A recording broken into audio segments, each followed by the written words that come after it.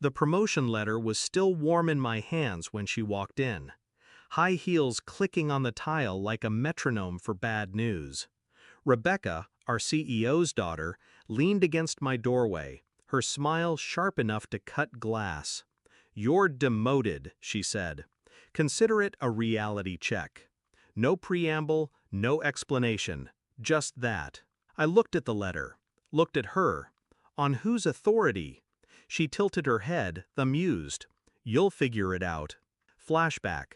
My first week. 3 years earlier, I'd been the nobody in the corner cubicle. No nameplate, no respect. My manager barely knew I existed. It was our CEO, Richard, who noticed.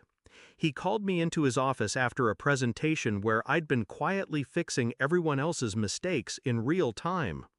"You don't speak much," he said, "but you work like someone who doesn't want to waste a second." From then on, he trusted me with accounts bigger than my title deserved. We didn't always agree, but there was respect. Until Rebecca came back from finding herself in Europe. The first cracks showed quickly. She started showing up in my meetings, not to contribute, but to ask questions she already knew the answers to, loudly, so everyone could see she was involved. She'd slide into my office chair when I was away, scroll through my files, leave my desk drawers slightly open like breadcrumbs. Clients I'd nurtured for years started getting calls from her, casual check-ins that somehow turned into offers to move their contracts under her personal oversight. Still, I stayed quiet, watched, waited. The promotion changed everything. It was official, senior account director. My pay doubled, my influence tripled. The CEO himself handed me the letter. Rebecca wasn't in the room. I should have known that was the problem. By the time she showed up in my office that morning, the paperwork was already filed. But titles, I'd learn, mean nothing when your enemy sits at the dinner table with the man who signs your checks. I went to HR. They smiled like it was all a joke. "Rebecca's just passionate. Best to stay on her good side." I left their office without a word. Because in that moment, I understood something important. This wasn't a professional problem. This was a family game. And you don't beat family by following their rules. The plan started that afternoon. Step 1. Move every single valuable piece of my work off the company servers. Contracts, performance reports, client histories. Copied, encrypted, stored. Step 2. Strengthen every client relationship with me, personally. Lunches, late-night calls, free advice that wasn't billable but solved their problems instantly.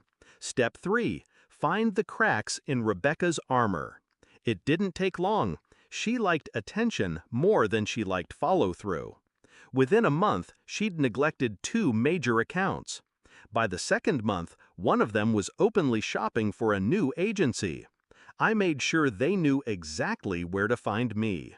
4 hours after Rebecca's little power play, I had my exit ready. I handed in my resignation to Richard directly. Calm, professional, no hint of the storm underneath. He didn't even look up from his desk. "I'm sorry to hear that." But Rebecca looked up. She was leaning against the wall, watching, expecting me to beg. I didn't. I turned and walked out. By 3 p.m., the first call came. A client, angry. Their account manager, Rebecca, hadn't answered in a week. Could I help? I told them I wasn't with the company anymore, but if they wanted, I could arrange something privately. By 5 p.m., I'd spoken to 6 clients. By 9 p.m., the missed calls started stacking up.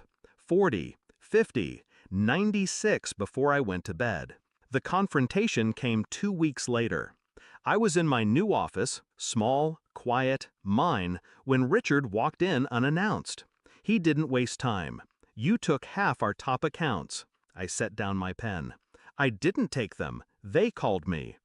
"Rebecca says you poached them." She would. I slid a folder across the desk. Inside, every client email, every documented complaint about her, every proof of my clean exit. Dates, times, signatures. Richard flipped through it in silence, his jaw clenched. "She told me you weren't ready for leadership," he said finally. "She was right," I said. "I was ready to build my own." Rebecca never came to see me. I heard through mutual contacts that 2 of her remaining accounts dropped in the same week. She started showing up late, then not at all. 3 months after my exit, she was pursuing other opportunities. Now, my client roster is bigger than ever. The same people who watched Rebecca humiliate me now watch her name vanish from industry circles. I don't hate her. I don't even think about her much.